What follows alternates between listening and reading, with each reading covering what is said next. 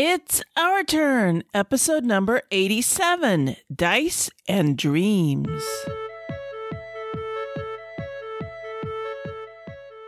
In this episode, I welcome Kathleen Mercury back to the co-host seat, and we discuss Roll and Write Games, and I interview Carla Kopp from Weird Giraffe Games about Dreams of Tomorrow.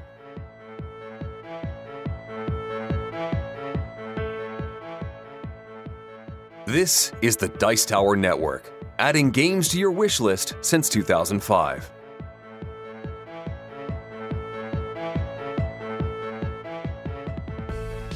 Hosting for this episode is generously provided by our fantastic supporters on Patreon.com. If you'd like to help us out by pledging $1 per month or more, please visit patreon.com/OurTurnPodcast. Every dollar helps us to keep this show going strong. Hi, and welcome back to Our Turn. I'm Cathy Ford, and today I am pleased to welcome Kathleen Mercury back to the guest host seat. Kathleen, welcome back. Thank you. I always enjoy when we have Battle of the Cathys. Yeah.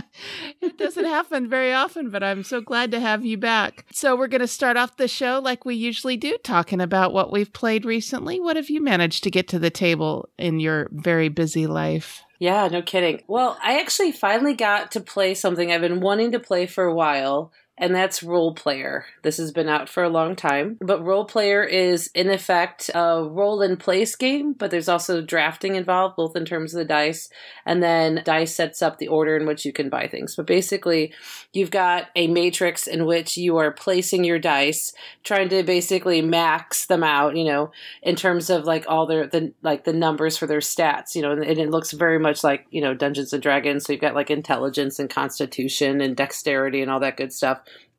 And then you have different, sort of backstory, which gives you different things. And there's different components. And then you can, as you place dice, you've got different abilities you can use. And then you can buy things that, allow you to move dice or to get additional types of points through set collection, that sort of thing. I remember when I heard about it, I thought it was kind of weird that the game was about character generation and that's it. I know that they now have an expansion where you actually use your characters to fight monsters, which to me certainly seems like it would make sense.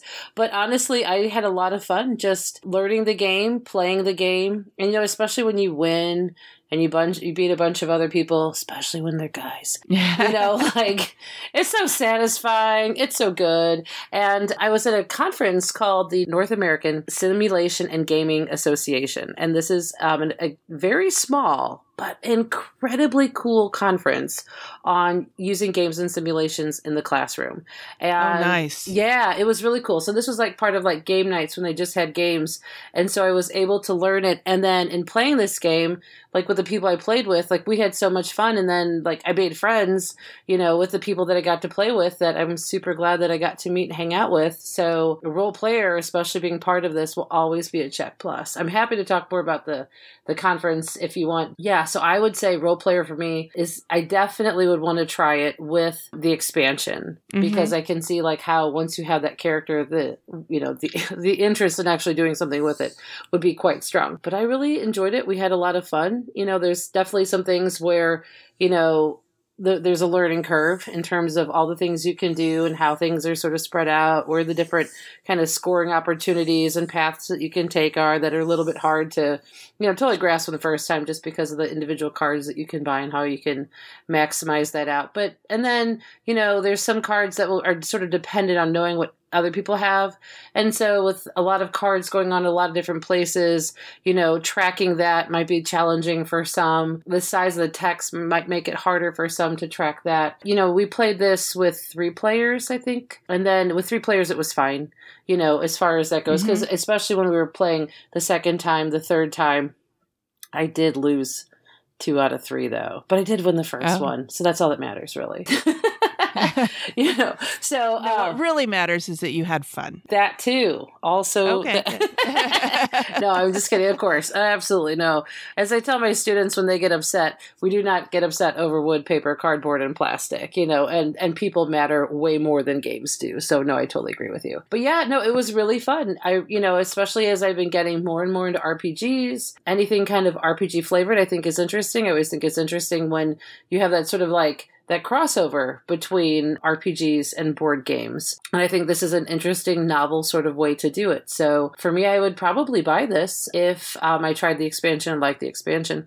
Otherwise, I'll probably be very, very happy to play it anytime somebody wants to play it from their collection. Okay, so 4.5 or 5? Yeah, I would say so. Definitely. I mean, yeah, if the expansion was good, that could become a 5.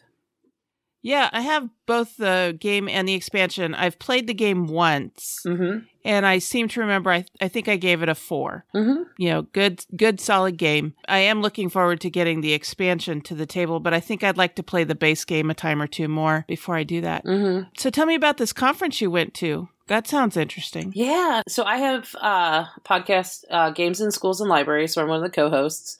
And one of the people that I came in contact with through the magic of the internet, a man named J.S. Bragg, and then his work colleague, Bethany McMillan. And they work at Miami University in Ohio.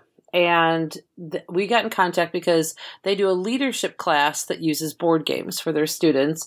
And so we talked about that. And in talking about what they do, I was talking about what I do. And so I talked about this espionage simulation that I run with my 7th graders when we're doing our espionage class, which is hilarious in and of itself. Yeah, we talk a lot about ethics, don't worry. But we have, and I teach gifted kids, and I've actually had kids break codes without knowing the method of encryption.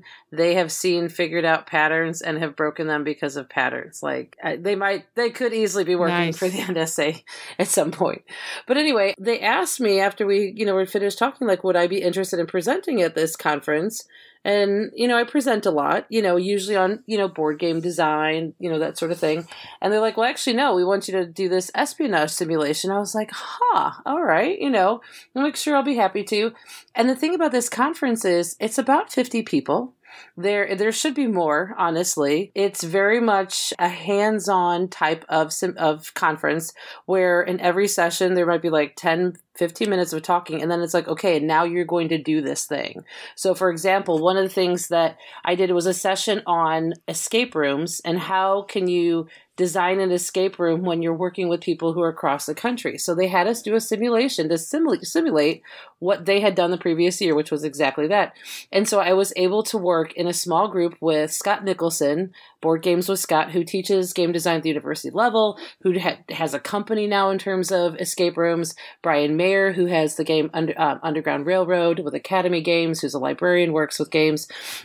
And so like these two amazing people who I know and I like and respect very, very much, the fact that I got to make an escape room in an hour kind of just, and seeing how they work and how they process was really, really cool. And so many of the sessions were like that, where it wasn't just, I'm going to tell you about what I do. Now it's, here's what I do. And now you're going to work through this and tell me what you think. It's very hands-on. Nice. And because it's so small, you really get to work with people and you get to know people. And so there's a really strong core group of people who go every single year. And I can absolutely see why, because they have a very strong culture of, this is a place for playtesting. This is a place for trying out ideas.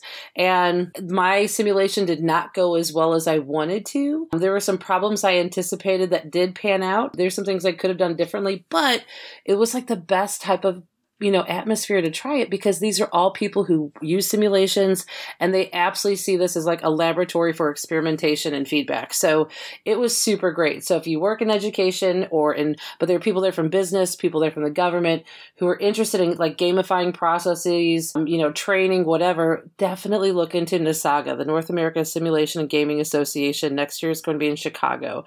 And I honestly can't wait for the next one. I was surprised by how fundamentally amazing it was for me. Some of the best professional development I've ever had. Nice. Mm-hmm. That's wonderful. Yeah, it was cool. All right. Well, I haven't done anything so involved, but the game I'm going to talk about is The Quest for El Dorado. Have you tried this one out? I have. My friend Dwayne brought this over. I think he backed it on Kickstarter. Mm-hmm. And I am a history nut. So, I love it when games call back to history. And I mean, the city of El Dorado is a myth. But this particular game does kind of call back to the exploration of the New World, with the different explorers that came here and were looking for various things and some of the things that they had to overcome as they were exploring and conquering, not trying to glorify it. It just kind of recalls all that history to mind. Sure. And so in the quest for El Dorado, you're looking for the lost city of El Dorado that is, in legend, it was supposed to be built entirely of gold, and it's supposedly lost in the jungle somewhere. And so you're starting on the edge of the board, and it's a competitive game to try to be the first one to get to El Dorado. And you're having to, it's a little bit of a deck builder. So you're having to buy these tools and things that help you get through jungle, get across rivers, get over mountains. Oh, and pay bribes to tribes to let you pass, that kind of thing, and get to El Dorado. And the board, if I recall, the board has a variable setup, so it can be a different challenges every time, or different configurations every time. And it was just a really fun game. I love games that remind me of different eras in history and that talk about myths and legends and stuff like that. All of that stuff just absolutely fascinates me. So I had a great time with it. I can't wait for it to hit the retail market so that I can add it to my collection, because I just thought it was a great fun. It was designed by Rainer Knizia. And the art was done by Franz Vohwinkel, and it was published by Ravensburger, and it was published in 2017. Like I said, I think it was a Kickstarter. Yeah.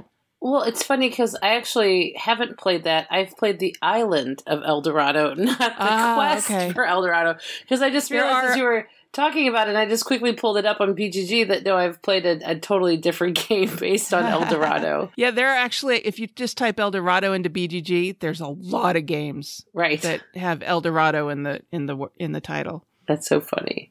So yeah, that's cool. Well, and the one thing though about that I've heard about this game is like people saying things like, "Oh, Rainer Knizia is back," and it's like, really, where did he go? You know what I mean? But I think because especially since he's one of those like foundational sort of game designers and so incredibly prolific, there have been so many different games that have from designers who have like played his games, learned from them, and gone on to just do their own games. So I'm always happy to see the giants back in the arena. So good on Rainer. We missed you, baby. Yeah, and I absolutely give this a 4.5. And cool. I would absolutely love to add it to my collection. So, do you hear that? Anyway. That's a hint for everybody out there listening. Christmas time for Cathy. That's all this is. It's just a plug for gifts. I'm just kidding. So that is the quest for El Dorado. So, all right. So what else have you been playing? Well, there's two that come to mind. I've been like going nonstop. So at this conference, I spend a lot of time, like when people are playing games in the evening, like fretting and losing sleep and worrying and tweaking about the simulation that I was going to be running. But the other thing though is one night we played, it was late. What do we want to play? And there was a whole bunch of stuff. And it's like there was a whole bunch of stuff I just didn't want to play. But finally, like it was like Suro. It's like, yes, Suro. Like that's Suro's just such a great game. Such an evergreen. Especially when you're tired. I mean, and it's clever enough. It's quirky enough. It's certainly fast. If you've never played Suro, it can go up to 8, which is nice. And basically everybody starts around the perimeter of a board. You lay down a tile in front of your little piece and you move it to the end, and everybody keeps doing that. And eventually these crazy line patterns show up and people's pieces will run smack into each other and they're eliminated from the game, or you run off the board and you're eliminated of the game.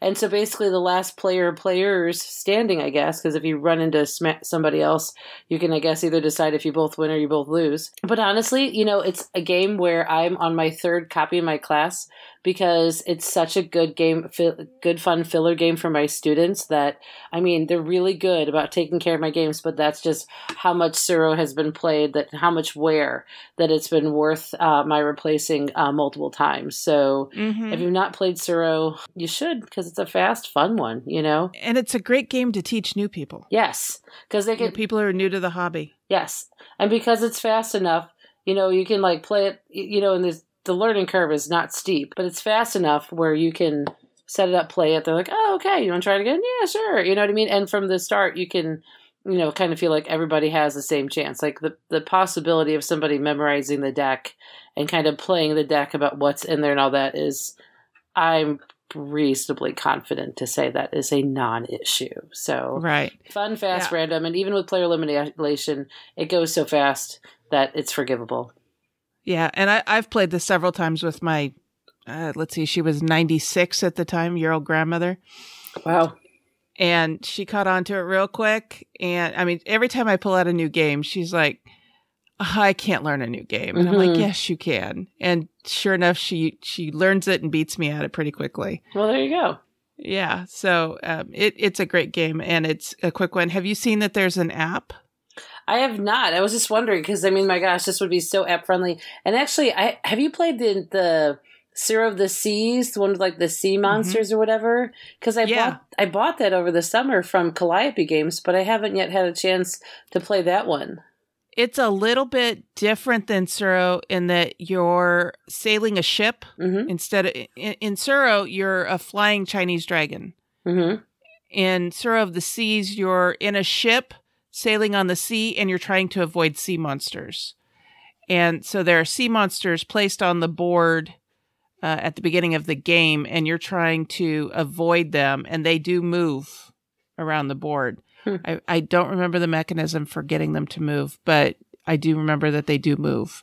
And if you run into a sea monster, you're eliminated. And if you run into another ship, you're eliminated. And if you run off the edge of the board, you're eliminated. Oh, okay. So I think it's a little bit tougher.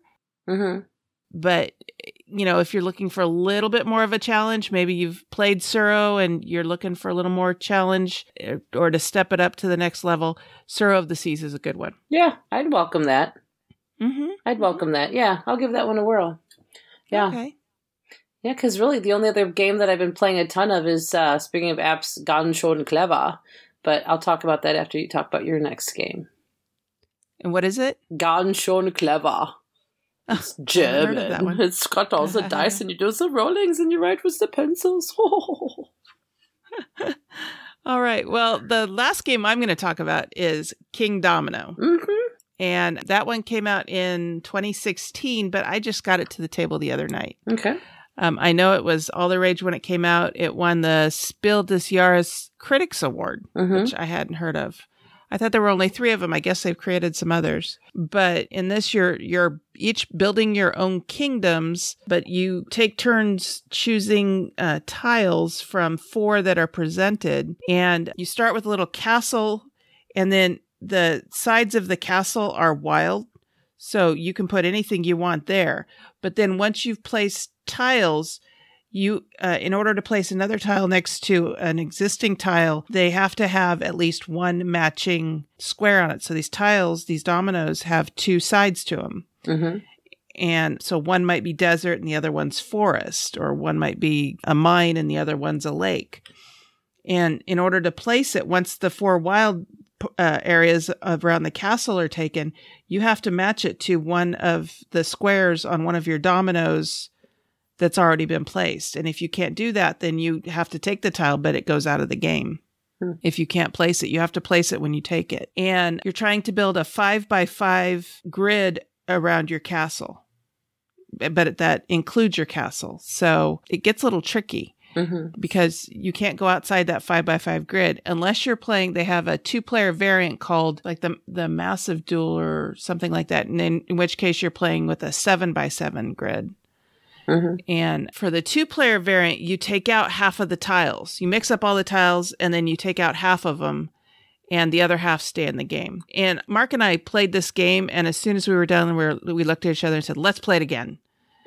And we played it a second time, and then we looked at the 2-player variant, the duel, and we decided to go for that. And we had an absolute blast playing this game. It's quick and easy to learn. The components are great quality. The art is really cool. There's one piece that has a meadow on it, and it has the silhouette of a flying dragon. Well, that's fun. Like it's a shadow on the ground. And then there's another one that's it's the 2 tiles on the domino are both lakes, and in the lake there's a shadow of a sea monster under the water. So I thought that was kind of cool. And it was just a fun game. I can't wait to play it again. I absolutely love playing it 2-player with Mark. I'm looking forward to taking it to a game day this Saturday and playing it with a higher player count to see how that plays. I think it plays up to 4. Yeah, it plays up to 4. Mm-hmm. And that just makes me a little more anxious to play Queen Domino, which I heard is, it's kind of a sequel / expansion. You can mix them together. You can play them alone. And apparently Queen Domino is like this game taken to the next level. So I'm looking forward to playing Queen Domino. Yeah, I've not played that one. Yeah, Queen Domino is an absolute blast. I give it a solid 5. Mm-hmm. Yeah, and it's not too expensive either, I think. And it's got really good, substantial components. Yeah, I mean, I have it, so I would say so. I bought it. I have my students play it. I think for them, and granted, these are my bouncy little 12, 13-year-olds. For them, the theme is a little dry, but that's also, I think, their age. I mean, there's some kids who definitely get into, sort of the puzzle-making aspect. But, with them, the most successful games in terms of them playing and learning from are ones where they get really hooked, really get in there. And I think, because especially since King Domino is one where I assign it to someone for them to learn and read the rules, watch tutorials, teach other people, especially when games are so different. They struggle with those sometimes, but this is one where, certainly like when I learned it and was able to play it and everything. And then plus once the kids, understood how to play, they're like, oh, okay, yeah, we get it, But yeah, it's really clever. And especially when you play with people who are really good, even though like the tiles come up, only a set of 4 at a time or however many for, the number of players you have. But when you're playing with people who are really good at just visual spatial games, it's like I'm building like an idiot, just stuff all over the place. And they've got these nice, tight, perfect aligned, high scoring little tableaus. And it's like, are we even playing the same game? Because I'm the barbarian, like trying to have a picnic and you're actually getting something done. Okay. Yeah. Mark is always commenting on how I have really good pack-foo skills. I can pack anything into anything. And it just amazes him how much stuff I can pack into the trunk of the car, and still get the dogs and him in the car. Mm-hmm. And we were playing this game and he won the first 2 games and he's like, are you feeling okay? Because I was like, oh, I can't put one here because, and I had holes in my thing. Mm-hmm. And when we played the 7x7 game, that one I won and I won it pretty quickly. And, but yeah, I thought it was great fun and I can't wait to introduce it to my friends. Yeah, it is fast too. So if you don't like it, that's okay. It won't take you that long. So just try it. And you might as well. Yeah, and it's another one that I could easily introduce this to my mom or my grandma who aren't necessarily gamers. They like playing games on occasion. But in fact, I texted a picture of it to my mom and said, I have a new game to teach you. And she's like, oh, nice. Mm-hmm. She's endured some of the games I've tried to teach her, and as I'm learning what's good to teach someone who's not into the hobby and what's a little too tough. Mm-hmm. So yeah, that's always something where I've been there with my family too. Some games, dexterity games, tend to go over really well. If there's something that's more strategic and something different than even if they've played dominoes before. This has a whole other level to it. So, yeah, that's always important, I think, whenever you're playing games with other people, especially to not, try to throw them in the deep end, but to figure out what's their deep end and what's not. Like, what can you introduce them to that they might like? And, oh, yeah, we've all been there. Exactly. Yeah. Mm-hmm. And, it's supposed to be a fun experience. I do want to mention that this was designed by Bruno Cathala, who's another one of those foundational game designers. And the art was by Cyril Bouquet. And it's published by Blue Orange Games. So that is King Domino. Mm-hmm. You said you had one more to talk about? Well, so for tonight we were going to talk about roll and writes. And so the other one that I have is a roll and write. So I can hold off till we jump firmly into that if you'd like. Okay. All right. Well, then I can't wait to hear about it. So we are talking about roll and writes tonight. All right. So in the meantime, that's what we've been playing. We have set up and been referring to and rating games by our own rating scale. Here's how we are using this scale. 5. Buy this now. 4. A good solid game. 3. Decent with some bugs. 2. Has great potential as kindling. And 1. Give me back the time I spent playing it.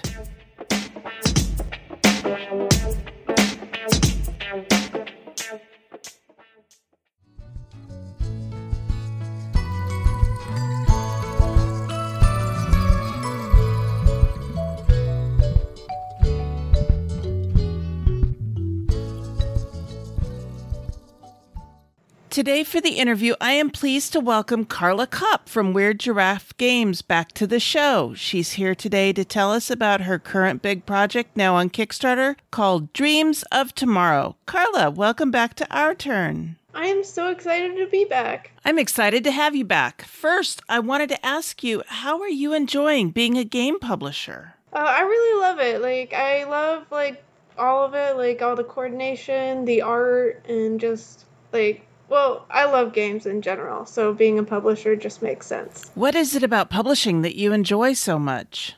So a lot about publishing is getting a variety of people to work together on the same schedule and for everything just to happen together, So, I have to coordinate with an illustrator and a graphics designer to get all the art ready for manufacturing, but at the same time, I have to work and to develop the game to make it sure that it's ready on the timeline, and then I also have to work with a bunch of reviewers and interviewers to get ready for the Kickstarter and make sure that everything happens on the same day and that the Kickstarter launch all goes, and also that manufacturing happens. And when I sign games, I have to work with the designer to talk about the design and make sure it's going in the direction I want it to go, and just making sure that everything is just done and perfect and balanced and right. So no stress there then, huh? Yeah, no stress. I'm also a super perfectionist. So I go over every single piece of art, every graphic design. I have feedback for all of it because, I'm not one of those people that's ever happy with the first one. I have to give feedback and make it my own. I know I'm very particular because I've even gone when a graphic designer made a logo, I was okay, it looks really great, but can you move that one letter to the left by 2 pixels exactly? That is being a perfectionist. How has being a publisher impacted your own game design activities? I haven't been designing as many games. What I design, I've mainly kept in paper documents and stuff like that, where they're there when I can get to them, but there's just a lot of ideas and I haven't had a lot of time to actually take idea to prototype. I've worked a lot more with so I sign games and I've been working on designing solo modes for all of them because designers tend not to design the solo modes. And also for Kickstarters, I like to add in micro expansions for the Kickstarter backers so that there's an extra reason to back the Kickstarter, and that reason is getting a free expansion to the game. So I've been doing a lot of that, doing the small design work that is needed to make the Kickstarter more popular, that I can't dedicate it time to doing a full design of my own. So tell me about the difference between designing and developing your own games and developing someone else's game design. So if I was designing and publishing my own game, that would be a lot more work than just developing and publishing. The reason why I sign games is because I find games that I like, that play well, and then I take them and I develop them and play test them and make them into a Weird Giraffe game. And just that timeline, it takes lots, maybe 6 months off the timeline of actually getting that first prototype and getting it into a playable condition, if that makes sense. Yeah, it does. Now, tell me about Dreams of Tomorrow. This isn't one of your designs, right? This one was designed by Philip Perry. Ah, I see. So Dreams of Tomorrow, this is a set collection shifting action spaces games about building dreams. In the game, you are a dream engineer and you're sending dreams into the past to try to change the future because things didn't go exactly as we planned. So in the game, what you want to do is you want to try to capture dreams from a dream marketplace and put them in your dream catcher. And then once you have them, you want to weave them into a dream sequence. And this is the sequence that you're going to send into the past to hopefully change people's minds to get them to change their action. And while you're doing this, you're going around a series of action spaces, or a rondelle, if the listeners have heard of that. So the rondelle is made up of 4 different cards, and each card has 2 action spaces on it. So as you're going around, you start off on the top of the cards, and then you go down and you do the bottom actions. You can move 1 to 3 spaces for free, and you can pay extra resources to go for more. So one of the really cool things about this game are that once you have caught your dreams, each dream can grant you an ability, depending on what that dream is. And some of the abilities allow you to affect the position of the action spaces. Like you can actually take a card and move it, and then move to a different location once you activate your dream that's in your dream catcher. So maybe something that would otherwise be out of your reach isn't, because you've used your ability wisely. I love the theme. You don't see many games about dreaming. In fact, the only one I've seen so far has been my co-host Sarah Reed's game, Project Dreamscape. Now, of course, there's plenty of room for more than one game about dreaming. Tell me about the art in this game. Yeah, at Weird Giraffe Games, we try to go for different sorts of themes. I have played Sarah's game, and I like it a lot. But one thing that I wanted to do with Dreams of Tomorrow to make it different was the art. Like, Project Dreamscape is kind of like the typical dreamy game, where it's like all pastels, and like, I don't know if wavy is the right word, but like, very dreamlike. That artwork was done in watercolors. Is that what you're talking about? Yeah, and so that makes a lot of sense, but I wanted to make it look distinctly different, so instead it's like pretty sci-fi. Nice. Harnessing dreams is a great theme for a sci-fi look. So when does the Kickstarter start and when does it end? The Kickstarter is live from October 15th until November 8th. So when this Kickstarter funds, what is the timeline? When can backers expect to have the game in their hands and be able to play it? So I always give a much longer time than I think is actually needed. Give yourself a little buffer room, right? Yeah. Well, as I said, working with people is hard. You're not kidding. And, like, you never know when something will happen. Like, I'm working with so many different people, and, like, what if something happens to somebody in their family, or they have to change jobs, or they have to move? Life just happens. Yeah, I know that I'm not the most important person in their life, so I make sure to add in extra time. But I'm hoping to get the game to, well, I'm saying that like it'll be to all the backers by September 2019, but I'm really hoping that it will get to them by June or even earlier.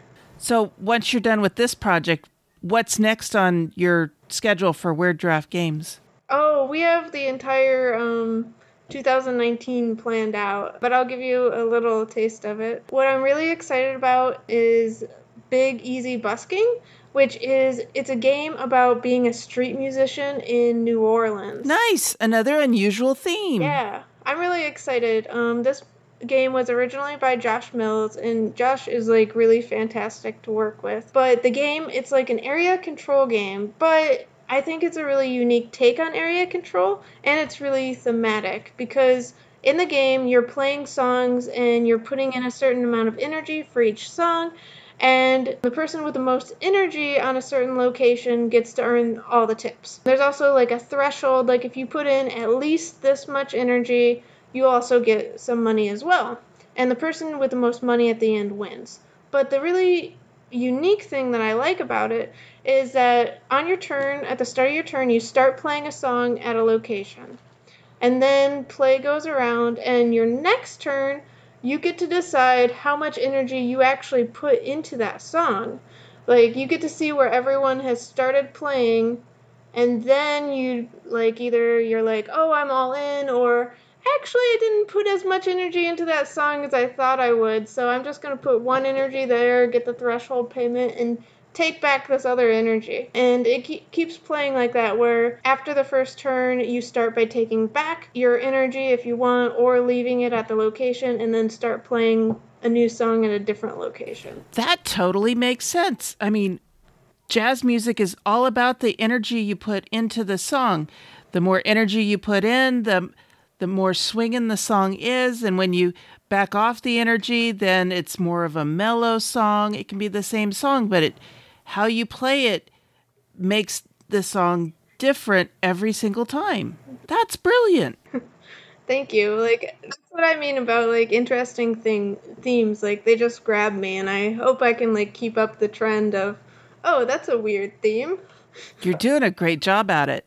So tell me, how can people connect with you online? On my website, I'm at WeirdGiraffeGames.com. I also have Twitter at Weird Giraffes and Facebook Weird Giraffe Games. If people want to reach me via email, it's contact@WeirdGiraffeGames.com, and people can feel free to reach out with any game or publisher questions, and I'll try to answer you when I can.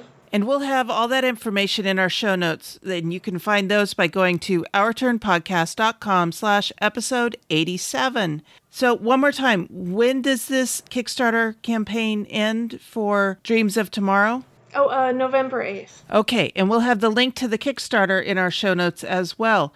Carla, thank you so much for coming on, and I hope you'll come back sometime and maybe be in the co-host seat, and definitely come back and tell us when your next project is ready, okay? I hope so too. I would love it. It's just, I also have a day job, but once I don't have a day job, this would be like my number one thing. Oh goodness, do you have plans for that to change sometime soon? I think so, but I'm not going to be like, oh yeah, definitely in 19 months or less. I don't know. Maybe I just threw that number out there, but maybe I would really love to do this full time. But we'll have to just see, like, maybe on Monday I'll just freak out because my Kickstarter would have funded a lot, but, you know, there's different things that could happen that could make it work. Well, I wish you luck on both the Kickstarter and your plans for the future.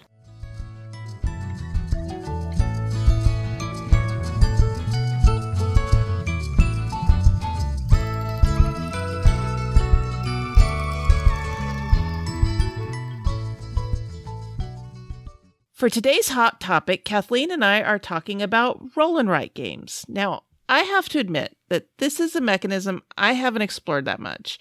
As we'll discuss shortly, I've played a few. Of course, most people are familiar with Yahtzee, which is one of the longest running roll and write games. I remember playing it with my brother and friends when I was a kid.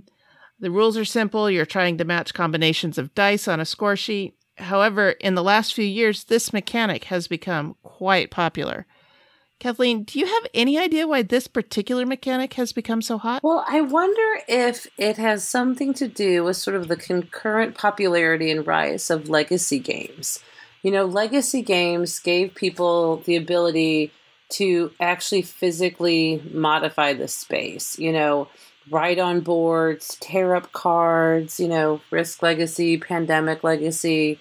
And I wonder if that idea of really interacting with the game space, like literally making your mark on it, made people kind of, you know, think about that as a game mechanic, you know. And I remember, like, at our lake house, I would always, like, I'd play Yahtzee with anybody. But the thing with Yahtzee is it's a good game. I don't mean to put it down. Yeah, it's a good game. It's a good game. It's, you know, solitaire. So the game, you know, what one person does on their turn has really no implications on what you do, other than maybe they might get more points, you know. And I think Roll Through the Ages is probably one of the first, I could be wrong, but first of the, you know, newer sort of wave of, you know, roll and write games, which is based on the big Euro Through the Ages, in which you're trying to build civilizations. And I've played Roll Through the Ages, the Bronze Age. Yeah, I don't think I've played. Is it Iron Age that adds trading and all that? I think so. Yeah, I haven't played that one. I've only played the Bronze Age version. But I remember one of my students who's just incredibly gifted mathematically, and he was always looking for a new game, And I had him try Roll Through the Ages, and he was like, okay. And he picked up his phone and started texting his mom that he wanted to get Roll Through the Ages. So I was like, okay, that was a winner, you know? And I think in some ways it's a lot like Yahtzee in that you have your own, you know, sort of autonomy over what you do, how you do it. There are definitely some things that can, you know, have some player interaction. Like, so for example, you know, the dice are, all the dice are the same, but there's good things and there's bad things. And if you roll skulls, they give you some goods, which is good. But the more skulls you have, the worse it can be. And so there's some abilities, some types of developments, as they call them, that you can build that if people roll, some sort of like pestilence or something that would like negatively impact you, well, then it actually wouldn't. That you could build things, you could use dice, you could spend your points, or your pips, your goods, your resources. There's a bunch of different things, but that you could spend them to sort of build up and shore up your world. Or so you could play really defensively, or you could just go after lots of different points and sort of play that way. And so that one has definitely solitaire aspect to it strongly, where you're sitting there pretty much waiting. And it's only if you manage to get lucky would it be where someone does something on their turn and you're like, oh, nope, it doesn't affect me. So it's not necessarily a positive sort of impact in terms of negative affecting other people. It's more or less your only real choices that lead to interaction are more or less defensive. But even so, that was, when that came out, that was, quite significant. It's got a really interesting goods collection mechanic. Mathematically, I think it's interesting. But Roll Through the Ages for the longest time was the only kind of, at least that I'm aware of in my limited gaming knowledge, but the only kind of like roll and write game. But then right when legacy games and all that started popping up, we started seeing more and more roll and writes hit the market. Yeah. Sarah, when we first started this podcast, she told me about Quicks. And I have that one. And in fact, I have it on my phone and I play it quite frequently on my phone. But I love playing Quicks. It's a great game.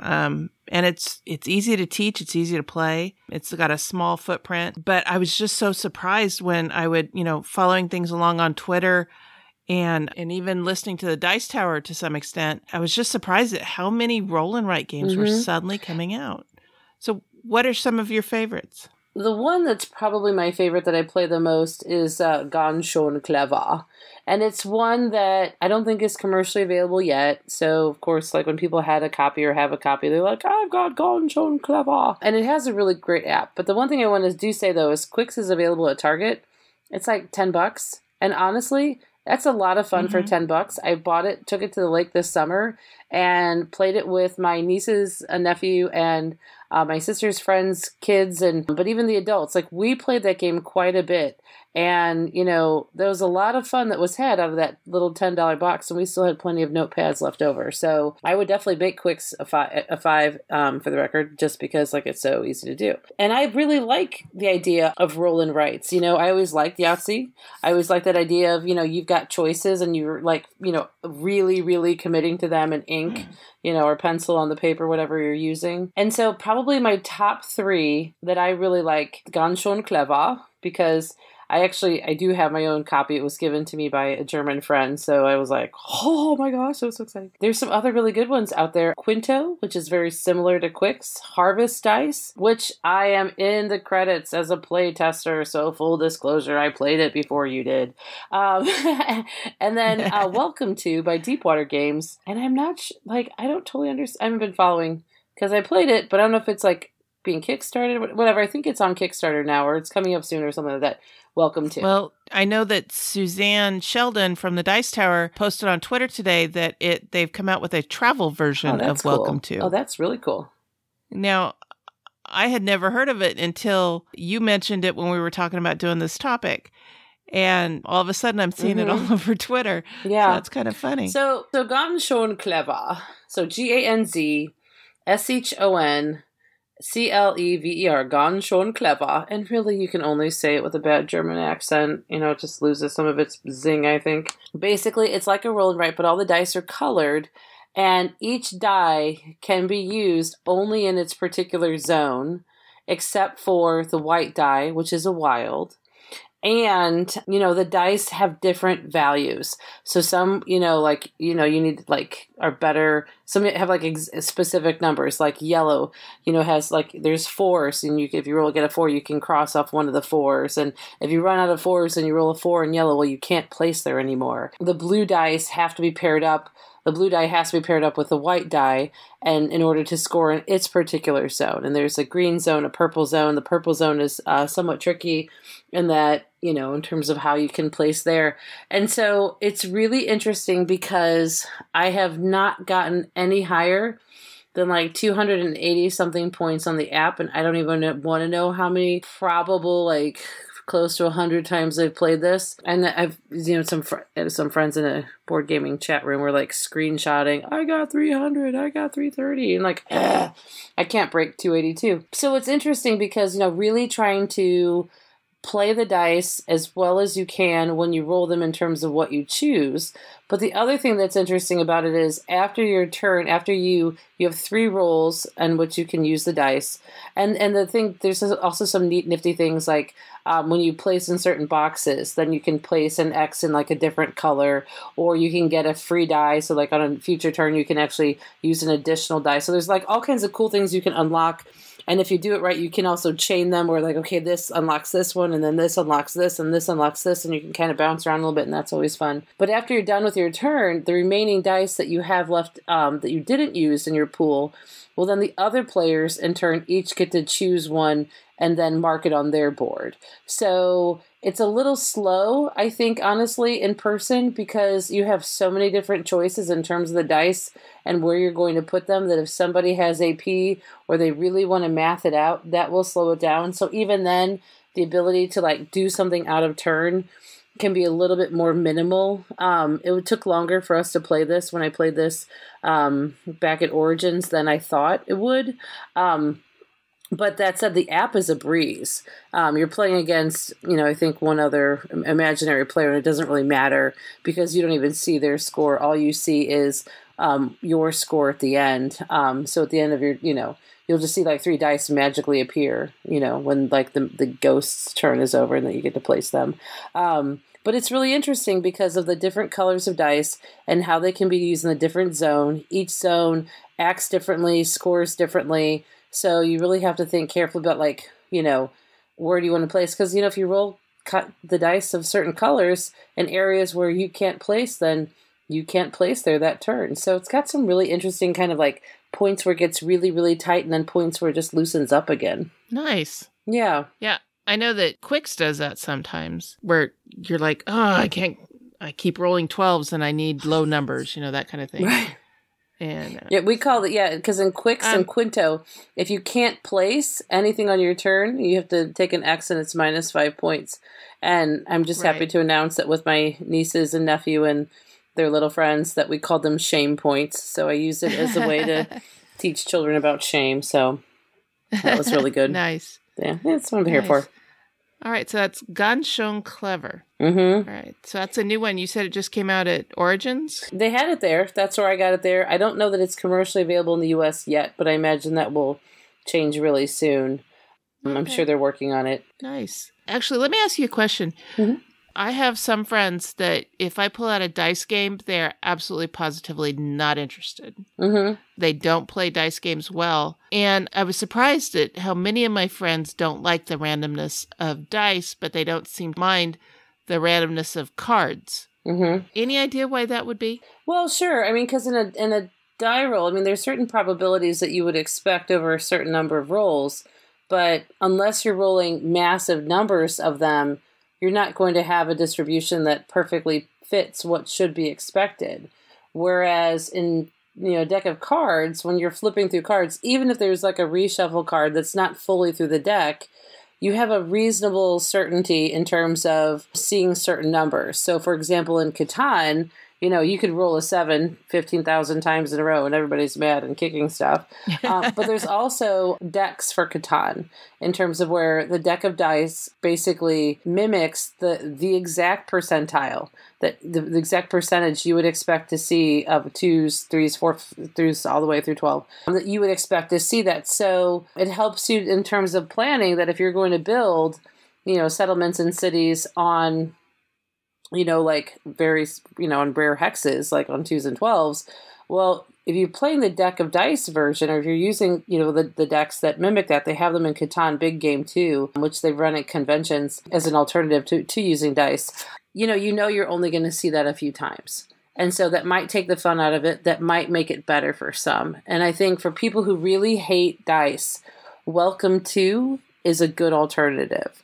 Because in Welcome to, there is, instead of dice that you roll, there's a deck that you use to reveal what's possible as far as where people can mark on the board and what they do. And every player has basically a blank suburban neighborhood and you're trying to develop it by, adding fences and doing different things. And in the process of those things, and then there's like, when I say other things, like it's been a little bit since I've played it, but there's different types of ways that you can score based on what you do in the neighborhood. And then if there's certain abilities that you unlock, then you can mark those off as well. There is a, sort of like a short-term good, long-term bad kind of action you can take. One player tried to basically just maximize that out to see if the math would work.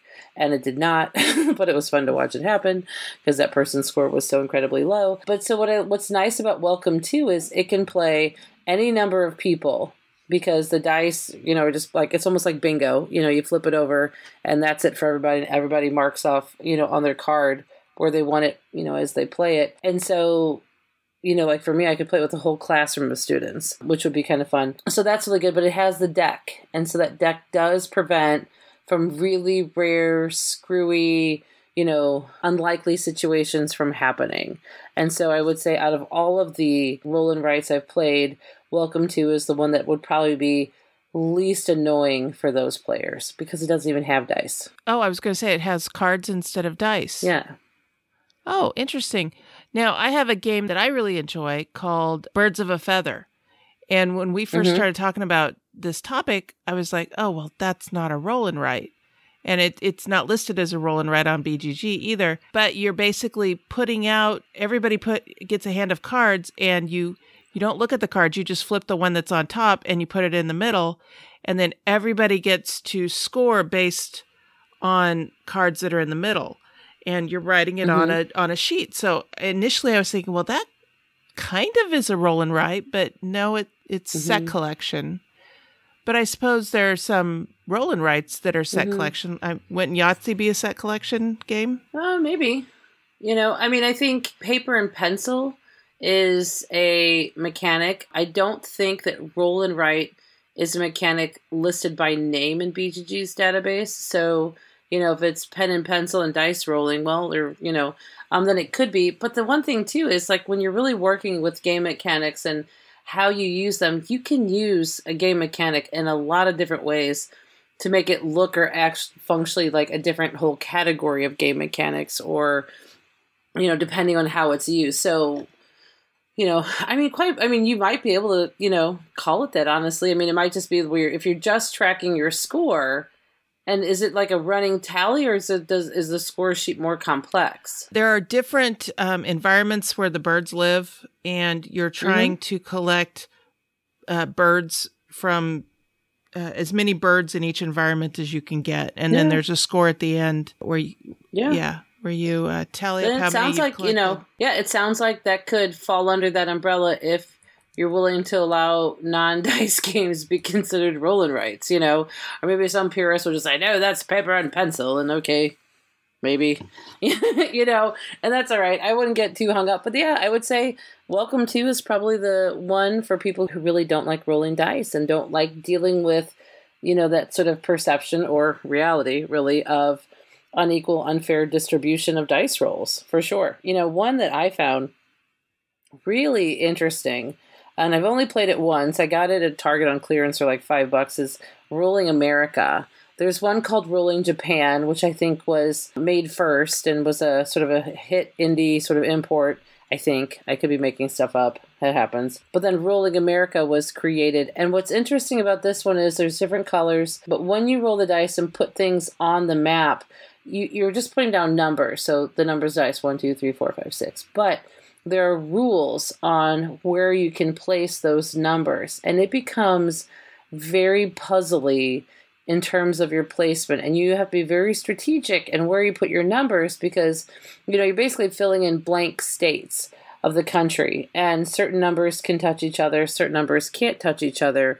So you have to be careful, like sort of for your initial placements, that you don't more or less like paint yourself into a corner by having spaces where no number can be placed. And there's, a few ways that you can break the rules in terms of changing a die to a different color, changing the different number of a die, breaking the rule about placement. And so that one was interesting. That one was definitely a lot more puzzly than I thought it was. And I remember after playing it for the first time, I thought I definitely would need to play this again to sort of get the idea. I wonder if that one was played a lot, if you would sort of develop like very specific pathways in terms of how you would play, how you would place, you know, like, oh, you never do that, you always do this. That game might lend itself to that, but I don't really know. But that one's really interesting from that sort of like frustrating puzzle kind of thing. Because, and what I think is interesting about that one is instead of fighting against like the way the board is laid out or whatever, I mean, yeah, there's all the states. You're fighting against your numbers that you put in, you know, on a previous turn. So he's like, why did I do that? Future me hates past me. Ah, you know, so there's that. So I did realize that I had this lack in my collection of roll and write games. So I did back one on Kickstarter. It hasn't been delivered yet, but I think it's coming soon. And it's called On Tour. Yeah, that's by my friend Chad Deshawn. Hey, Chad. Oh, nice. Yeah. Nice. That's really fun. And yeah, I'm looking forward to that one. It's about traveling around the U.S., you know, in a band on tour. Yeah, traveling around the U.S. is something I'd like to do anyway. So playing a game about it just sounds like fun anyway. So yeah, well, I'm and looking it's forward fun to getting that one. Yeah, have you played it yet? I've not actually, but I was super happy to back it, and my good friend Katie Adams certainly helped with that too. She works with Chad because Chad actually he owns BoardGameTables.com, and so. You know, when they go to conventions, they have to drive across the country. They can't, you know, just, you know, fly with a bunch of tables. It makes no sense whatsoever. So I think it's kind of funny, like thematically on tour, you know, I just imagine him like in the, you know, big U-Haul or whatever truck filled with board game tables. And like in your head, you're thinking, man, I wish I was a rock star going from gig to gig instead of, you know, hauling furniture. So yeah, I can't wait to play that one. Yeah, that's one that I've definitely backed too. Not just because we're friends, but I really do like roll and writes. I really like, you know, that command over the board, over the pencil, over the paper, and being able to do it. And so yeah, that's cool. We'll have to compare notes when we get those. Yeah, absolutely. Yeah. All right. Anything else you want to add? So I would say there's a couple other ones that I've played, and there's a lot, like there's others I haven't. Like there's one called Steamrollers, which is a trained version, and it definitely looks more complex. Like there's cubes, and I'm not totally sure. I was kind of looking over it because I'd seen people playing it online or pictures of them on Twitter and whatnot. And so that's one that's on my radar. So if people say yay or no, I'd love to know about that one. So Quicks is available at Target. Quinto, Quinto, that one's Pandasaurus Games. That one is similar to Quicks. And the funny thing is it had been long enough since I'd played Quicks and Quinto that when I taught Quinto, I taught them how to play it using Quicks rules. And they're very similar in terms of how they're laid out. And I realized it near the end because I was looking up for rule clarification. I was like, oh my God, I actually taught the entirely different games rules. But they're both like, they've got, you know, like horizontal lines of numbers that ascend or descend. And so really it looks very similar because it's from like the same family of games. So it was kind of funny. I pointed out like, hey guys, I actually have taught you totally wrong, but they're like, that's okay. We like how we're doing. We'll just play it this way. But Quinto is definitely a little bit more tighter as far as gameplay, as far as Quicks goes, in terms of like where you can place things, how you can place things. So Quinto is really good. I really do like Harvest Dice from Gray Fox Games. And Harvest Dice, you've got little, it's adorable because you're actually drawing different types of vegetables. You've got lettuce, you've got tomatoes, you've got carrots. So you're trying to build clumps of those different types of vegetables. You can also feed the pig. And if you feed the pig, then there's ways to score points from there too. So it plays like it's really tight, fun, and fast, you know? So, and the other thing too, is it's a little bit more thematic, you know, in terms of like actually like planting your vegetables in the garden as opposed to just marking numbers off on the sheet. So if you're somebody who really likes more thematic games, I mean, it's a solid roll and write, but Harvest Dice does have that cutie pie little, you know, just you get to draw a little bit, you know, and I think that's super fun. So nice. Harvest Dice is another one that's definitely worth checking out as well. All right. Well, thank you for teaching me about roll and writes. Yeah. Like I said, this isn't a mechanic that I've delved into, but I do enjoy dice games, so I will check out some of these. Thank you. You're welcome. I keep thinking of ideas and like what I would want to do for one, you know, so that's always a good sign that I will probably do this well after the the fad is past. I'm like, dang it. But I think it's really interesting, just because there's a lot of autonomy and choice that players have. So if you haven't tried any roll and writes, check them out and let me know what you think. So that'll be your next game that you design, huh? Mm-hmm. Maybe. Hopefully.